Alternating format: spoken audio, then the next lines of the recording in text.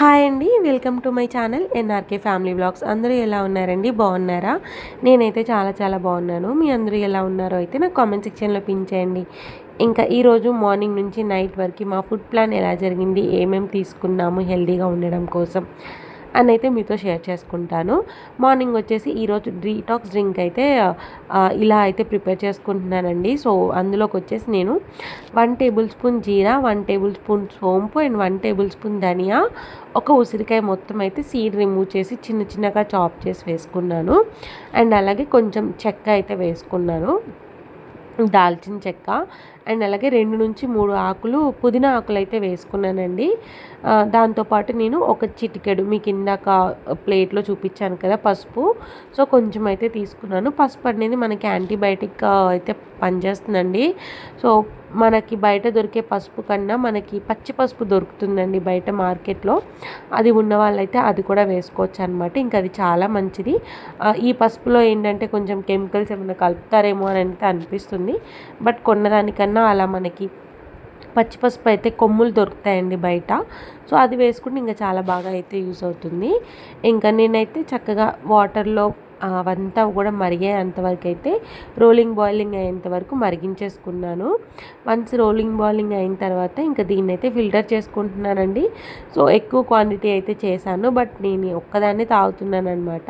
So ఆ మిగిలింది కూడా నేను ఆఫ్టర్ ఫుడ్ అయితే తాగానండి. ఇంకొక హాఫ్ టీ గ్లాస్ అయితే నాకు మిగిలిందనమాట. సో అందుకే అది ఆఫ్టర్ డిన్నర్ తర్వాత అయితే తాగాను నేను. ఇంక ఇక్కడ వచ్చేసి చక్కగా దీంట్లోకి నేను హాఫ్ లెమన్ అయితే పిండుకున్నానండి. ఫిల్టర్ చేసుకున్న తర్వాత చక్కగా డ్రింక్ అయితే రెడీ అయిపోయింది. కొంచెం కోల్డ్ అనేది, కాఫ్ అనేది ఉందండి నాకు ఒక 2 డేస్ నుంచి. అందుకే ఈ జ్యూస్ అయితే చేసుకున్నాను. దీనివల్ల ఏంటంటే కొంచెం రిలీఫ్ ఇస్తుందని చెప్పేసి ఇంకా హాట్గా ఉన్నప్పుడే తాగితేనే మనకు రిలీఫ్ అనిపిస్తుందండి.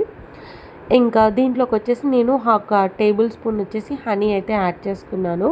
సో నేను డైరెక్ట్ బాటిల్తోనే వేసుకున్నానండి, ఎందుకంటే నాకు తెలిసింది కదా అని. ఇంకా డీటాక్స్ డ్రింక్ అయితే అయిపోయిందండి, చక్కగా తాగేశాను. చాలా రిలీఫ్గా అనిపించిందండి తాగిన తర్వాత అయితే.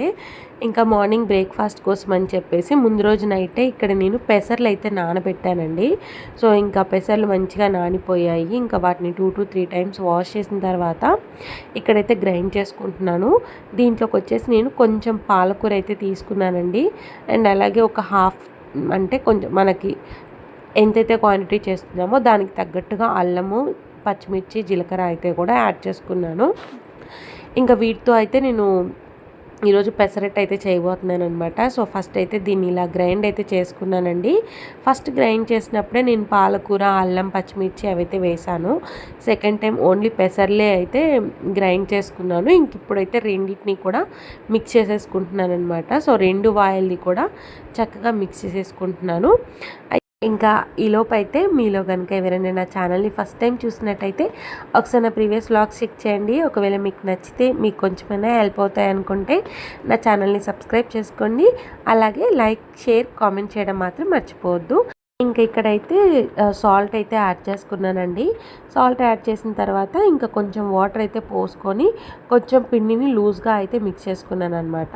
సో నాకు పెసరట్టు అయితే చాలా బాగా వచ్చిందండి ఈరోజు వేయగానే. బట్ అదంతా నేను చేయలేదండి. సో నేను వేసుకున్న దోశను మాత్రమే మీకు చూపిస్తున్నాను అనమాట. సో మా వారికి ముందే వేశాను. తను నైట్ షిఫ్ట్ కాబట్టి తినేసి పడుకుంటా అన్నారనమాట. సో అందుకే తనకి ఫాస్ట్గా వేసేసి అయితే ఇచ్చేసాను.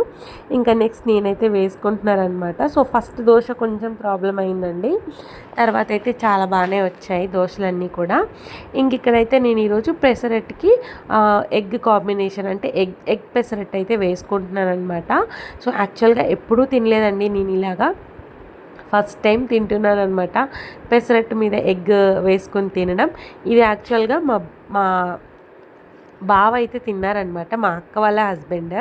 సో ఈసారి ఎలా ఉంటుందో టేస్ట్ చేద్దాంలే అని చెప్పేసి నేను కూడా ట్రై చేశాను. అండ్ అలాగే మా వారికి కూడా వేసి ఇచ్చాను, బాగానే ఉందని అయితే అన్నారు. ఇంకా నేను తిన్నాను కాబట్టి చాలా బాగుందండి నిజంగా. మనకి పెసరట్టు కొంచెం ప్లెయిన్ది తిన్నా కానీ హెవీ అవుతున్నట్టు అనిపిస్తుంది ఒక్క దోశ 2 దోశలకే. ఇంకా ఇందులో గుడ్డు వేసుకొని తిన్నాం కాబట్టి నాకైతే హెవీ అయిపోయిందండి ఈ దోశ అనేది. ఇంకా దాని మీద అయితే చక్కగా నేను కారపొడి అయితే వేసుకున్నానండి, ఇడ్లీ కారపొడి. చక్కగా టర్న్ చేయకముందుకే అయితే లో ఫ్లేమ్లో పెట్టుకొని చాలాసేపు అయితే దోశని కాలనిచ్చాను. ఎగ్ కాబట్టి కొంచెం టైం పడుతుంది. సో నెక్స్ట్ తిప్పిన తర్వాత మనం ఎక్కువసేపు ఉండకూడదండి, మాడిపోతుందనమాట.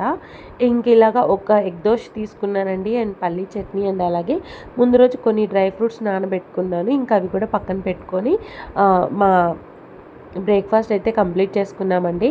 ఇంకా ఇక్కడైతే ఆఫ్టర్నూన్ లంచ్ కోసం అయితే ప్రిపేర్ చేస్తున్నాను. ఈరోజు అయితే టమాటా పప్పు చేద్దాంలే అని చెప్పేసి ఇక్కడైతే నేను పప్పు అయితే తీసుకున్నానండి. ఒక 2 గ్లాసెస్ పప్పు అయితే తీసుకున్నాను. అండ్ అలాగే దీన్ని ఇప్పుడైతే ఒక 2 to 3 టైమ్స్ అయితే వాష్ చేసుకోవాలన్నమాట.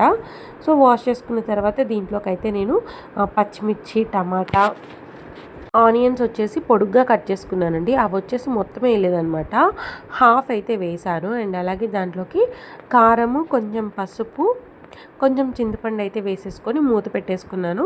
ఇంకా నేనైతే ఒక 6 to 7 విజిల్స్ అయితే రానిస్తానండి. సో ఫస్ట్ అయితే లో ఫ్లేమ్లో పెడతాను, తర్వాత మీడియం ఫ్లేమ్లో పెట్టేసి ఒక 6 విజిల్స్ వచ్చేంత వరకు అయితే ఉంచేస్తాను. సో ఇంకా ఆఫ్టర్ 6 విజిల్స్ తర్వాత అయితే ఇక్కడ పప్పు మంచిగా అయితే కుక్ అయిపోయిందండి. సో టమాటా కూడా మనకి బాగా మెత్తగా అయిపోయింది. ఇంకా నేనైతే ఎలాంటి వాటర్ అయితే యాడ్ చేయట్లేదండి, డైరెక్ట్ నాకు ఈ కన్సిస్టెన్సీ ఉంటే సరిపోతుందన్నమాట పప్పు. సో ఎసరు కూడా నేను అలాగే అయితే యాడ్ చేసుకున్నాను. ఇఫ్ ఇన్ కేస్ నాకు ఏమైనా దగ్గరగా అవుతుంది అనుకున్నప్పుడు మాత్రమే నేను వాటర్ యాడ్ చేస్తానన్నమాట. ఈ కన్సిస్టెన్సీలో ఉంటేనే తినాలనిపిస్తుందండి, మరీ గట్టిగా అయితే కూడా తినాలనిపించదు అనమాట.